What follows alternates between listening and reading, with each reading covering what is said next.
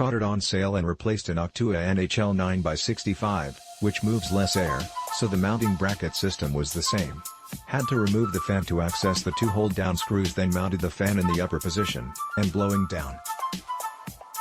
Not sure what the most efficient cooling position is, and Noctua instructions did no say, but they did note the upper position is the more quiet position, besides including two extra fan wire holders if you want to run two fans in both mounting positions, and noted to use the throttle cable on the up. The setup is large but horizontal and would clear everything in my case even if using two fans. Upper PC slot is available with the setup. Memory sticks nearer the heat pipes can be removed without much trouble.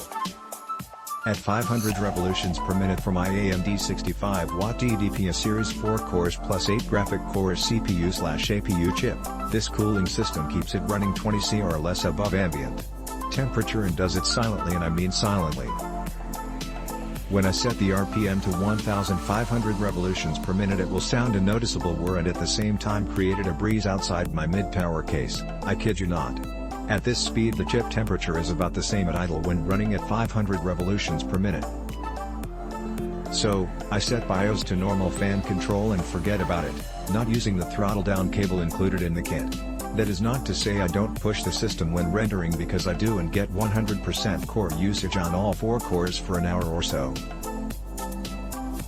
But I used Windows Experience Index Test, base score 6.8 on this Gigabyte Sniper W/32 grams of 133 MHz memory, running A107860K, to max the cores out, and temperatures hovered around 70°C during the test versus about 55°C at idle according to CPU and HW monitoring software.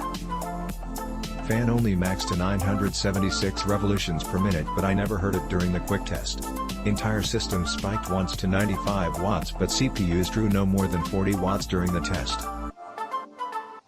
Anyway, you get the idea, and I get the silence I always dreamed about with a computer chip that is in the middle of the road for heat production. This model normally runs cool even if overclocked 4 grams plus.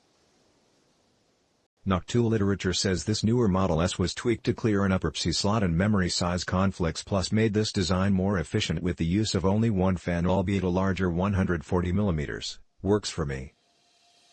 It is the only fan inside my case beside the power supply unit's fan. I had cheap fans with heat sinks that were fairly quiet at idle, but being cheap there was usually a buzz or clicks in the background heard when wearing headphones, especially during the quiet pause between songs, annoyingly reminding me the cheap fan was turning, besides winding up during renderings to be noticeably loud. Not no more with this fan. I am using this on a 2700X CPU and a Tomahawk B450 boarded right now. It is running at 105 degrees Fahrenheit. It is quiet, but then again I am not a gamer, but it seems to do the job. Even when my CPU is maxed out I have only seen the temp in the 120 degree area. Wish I could say the same for my GPU. But it is an older one, to be replaced soon. If you have a MATX case it won't fit, I can tell you from experience. One way it gets interfered with by the Blu-ray drive and the other way by the rear fan. It is a big unit. I see people complain about the colors of the fan. If that is the case, order a 140mm that you like, but I really like a quietness and I have maxed it out. You can mount the fan on the top or on the bottom, and yes, it clears the memory. Hope this helps guide your decisions.